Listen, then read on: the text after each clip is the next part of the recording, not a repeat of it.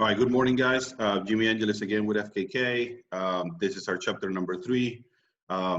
Very happy about having our guest today because it's a D3 panel and quality coaches that we invited for this Q&A. And I would like to introduce them at this time. Number 1, we have Coach Cliff Jordan from Huntington and also Coach Tim from Piedmont. So unfortunately, Coach Teller was supposed to be with us. He was called last night to have a baby, so we're not going to bother him at the hospital at this point. But we wish him the best. First of all, guys, thank you so much for joining us. Hopefully, this will be another option for our players and our parents to learn a little bit more about Division III. And what better to ask the coaches that to give us that information. Okay, so let's start with the first one. What is your opinion about FKK, the staff, the teams, the membership? What is your opinion about that? Let's start with Coach Cliff. My opinion about FKK, and I actually really enjoy it, is that you guys think outside the box. You know, you're not a cookie cutter club. You invite all levels, and what we really like about both your coaches and the players is they're very open to the idea of the D3 way. You know, not everyone is shooting for the stars going D1. You are all about getting everybody at a healthy level and enjoying their college experience. Perfect. Coach Tim, do you want to give us a little bit of input about that?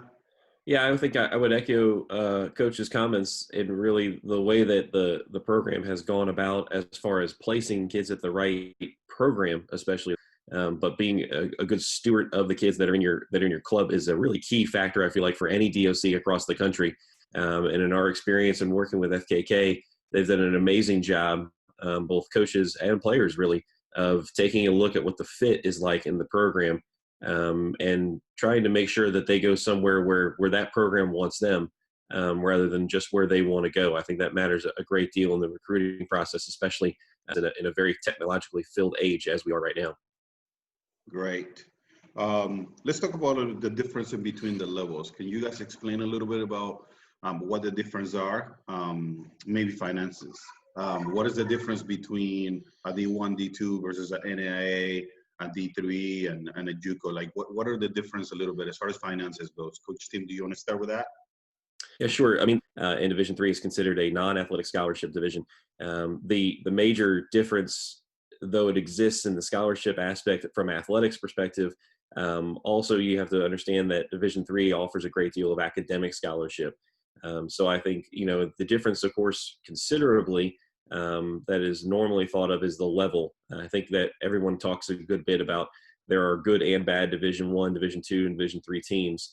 And you have to do the research as a student athlete in order to figure out what you're looking for. And I think when I went through the process as a student athlete, that was something I learned quite quickly, was just that I needed to look at the entirety of the program, not necessarily just the level. And it was something I didn't understand at the very beginning of the process as a student athlete, looking for my own program when I was going through the process.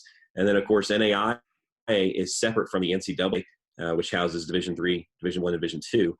But the NAIA is an athletic scholarship program as well, too. So a lot of it comes down to your research as a student and making sure that you find the proper program that fits you. I think that one of the things that kids can get caught up in too much is that they have an athletic scholarship, but if it's only a 5% athletic scholarship, it may not make that much of a difference to your bottom line as far as what you're paying year to year. And I think the average would be an average scholarship for a young lady looking for a women's soccer scholarship, and that extends all the way up to Division I. You know, there's a little bit of a false idea of what a full scholarship would be, and there's not a lot of those floating around at that level even as well too. So understanding that the bottom line cost is really what mom and dad are going to be concerned with, and what you as a student athlete can be looking towards as well. And I think involving your parents or guardian, because they're going to have a pretty keen sense of the financial picture and allow you to kind of avoid mistakes that you may make as a young kid. That's great. Thank you so much. That's a great way to answer that. Coach Cliff, would you mind talking about packages, scholarships? How does that work at a D3 level? What's great about D3 level is that we care about the academic portion, and what that means is that ACT, SAT comes into play, your GPA, the classes you've taken, what classes are accepted. Some schools accept outside or in-state aid as well. It comes down to, with the packages, one, what is that school willing to give a particular student athlete in terms of those GPA, ACT, SAT scores? Are they able to super score? And what really the packages come out to make it work, and sometimes they can stack, which means that you can be offered A, B, and C scholarship onto room and board or onto tuition. Others are, hey, here's the flat line, and so that's something you really have to investigate. Is this going to be all one bill, or is this going to be a stacked bill, or even a stacked scholarship? Okay. Great. Recruiting process. What is the recruiting process for a player that is interested in Division III? The communication. What is the expectation from a coach to approach those players? Like, what the question in reality is, like, what is your recruiting process at a D3 level? Is it separate from a D2? Is it separate from a D1? How do you like for the player to communicate with you? Coach Tim, let's start with you.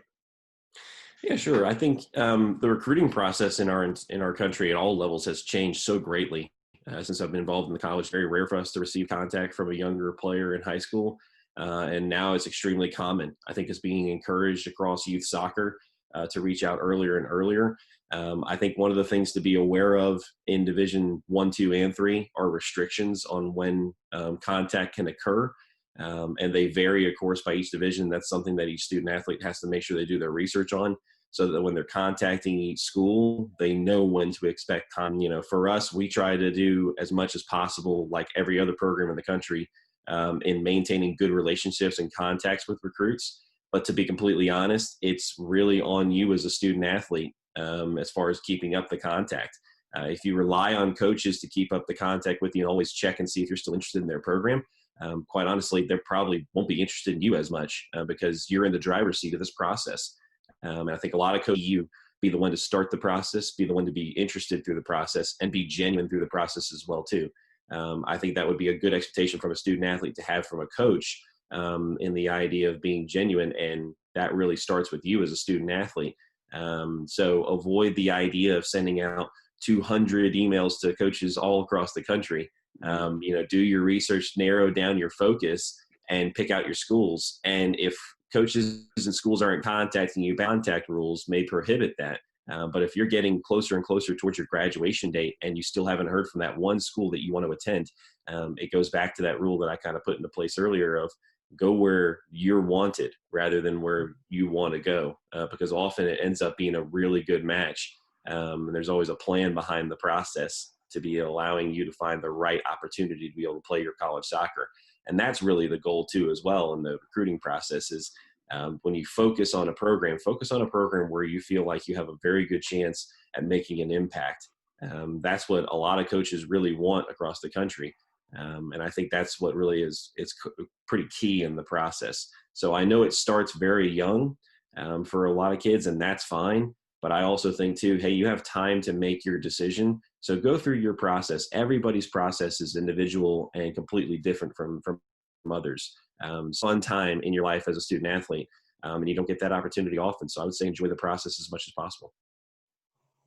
Coach Cliff, could you give us a little bit of an example of communication? Like, what would you like to be, like when you receive these emails from players or communication from players, could you give us a little bit of an example of what would you expect?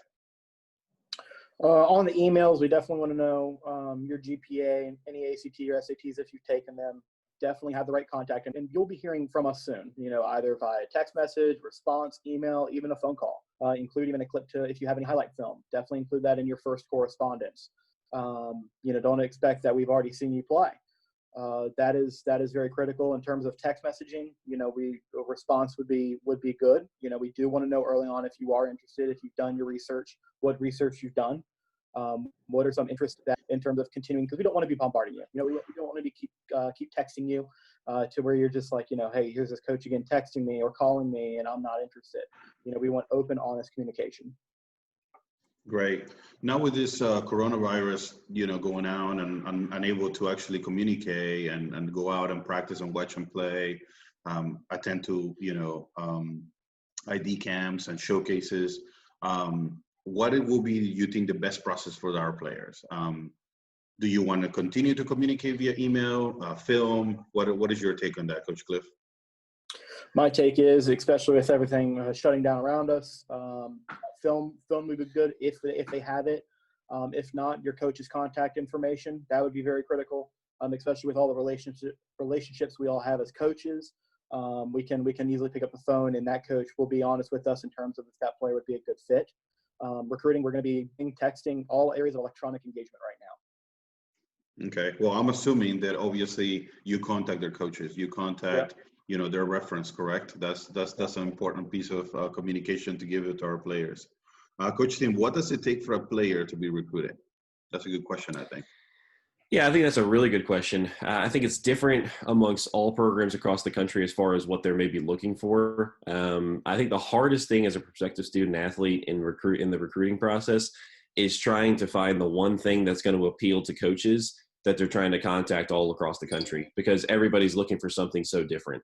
I think really honestly what it takes is an ethic to where you're not going to give up on the process. And continuing to send information and contact and communication, keep sending schedules out, put yourself out there to be able to be having the exposure that you need to be able to be seen. I think that's one of the, in that they provide a lot of opportunities where you're able to get seen by that one coach that you want to get seen by, or one program or whatever that may be, to be able to get your opportunity to play where maybe you would want to play. The exposure is the biggest key, and being ready at all times when that exposure comes.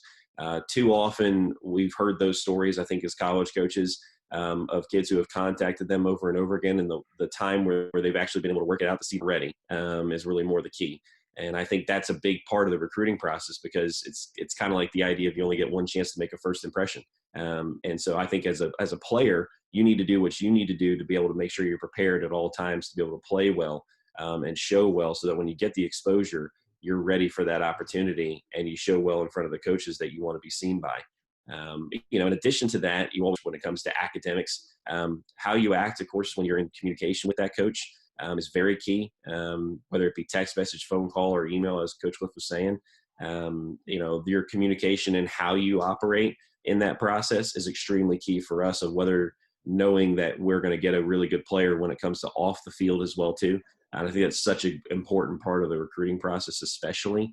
And then, of course, too, as well, when you take your campus visit, how do you interact with your family and your parents? That can maybe make a big difference to a lot of coaches who are looking for someone who's looking for a family culture and environment, like so many of us college coaches are. So it really takes an ability and an attitude of not quitting and continuing to work hard, and outlasting a lot of your competition, which is really what a lot of college athletics is about, is that surviving and advancing. Okay, so with that being said, what age do you think is the proper age to be recruited or to start this recruiting process? Coach Cliff? Identify, not really engage, but sophomore year is when we're just really saying, all right, who's starting to get comfortable to excel at the next level. Junior, senior year is when we're really starting to engage. It comes down to, in terms of how do you interact in the game as well. How are you to your parents after the game? How are you to your coaches during a game and after a game? That is definitely very big. I've seen many interesting interactions throughout that we've canceled on some players because of their interactions with their coaching staff. It comes down to really engaging early on, and to see if we can get you on a visit. If we can get you engaged with our staff, with our players, and see if you'd be a good fit, with the team and communication wise. Okay, last two questions. Let's go with the first one. Do I have, what do I have in order for me to realize what level can I play on? So one of the questions that we received was, if you can kind of describe for a player what level they can play on. Will you be able to answer that one? I think that one was a tough question, but Coach Tim, let's start with you. Sure. Yeah, it's a tough question because every kid's process is so different when you go through. So every prospective student athlete's going to have a different. To know what level you belong at, you have to put yourself out there and expose yourself at different camps and different levels. I would say don't be shying away from any opportunity. Whether if you feel like you're a good D3 fit or if you feel like you're a good D1 fit, go and experience the camps and the levels of those other programs.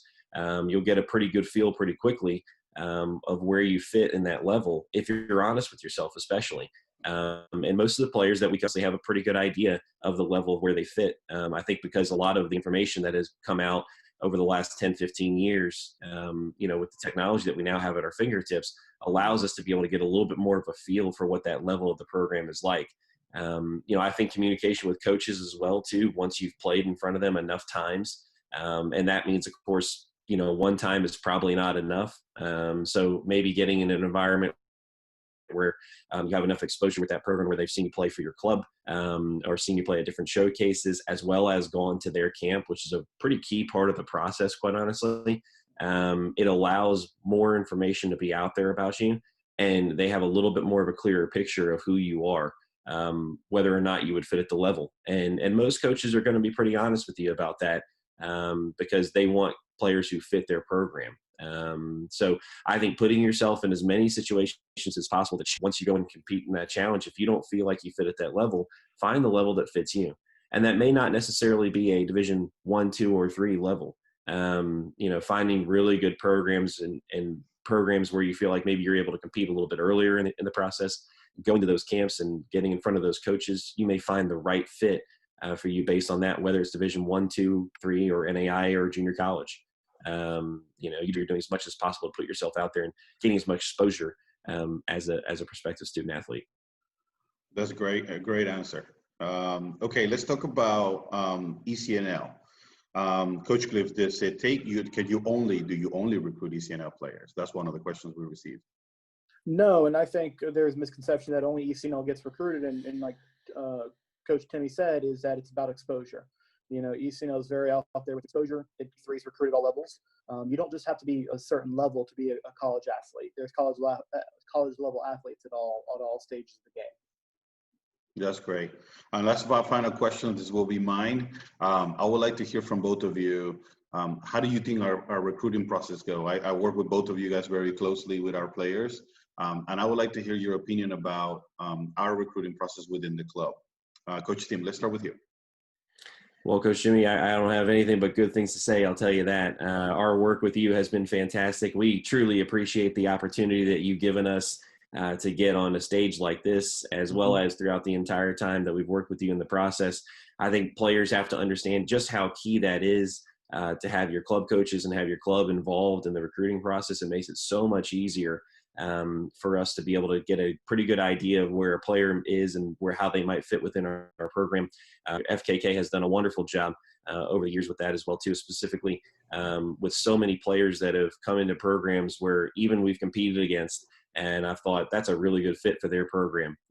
So you guys are doing a wonderful job, and we really appreciate the opportunity, of course, to have the time as well as the quite honestly the exposure, as we talked about with prospective student athletes, but for our programs is so key as well too. And we've really enjoyed our operation. Outstanding, especially engaging at all levels. Like you said, Timmy, it is about the players being happy. You see a lot of players coming from FKK staying at all the programs they attend for 4 years because they found the right fit.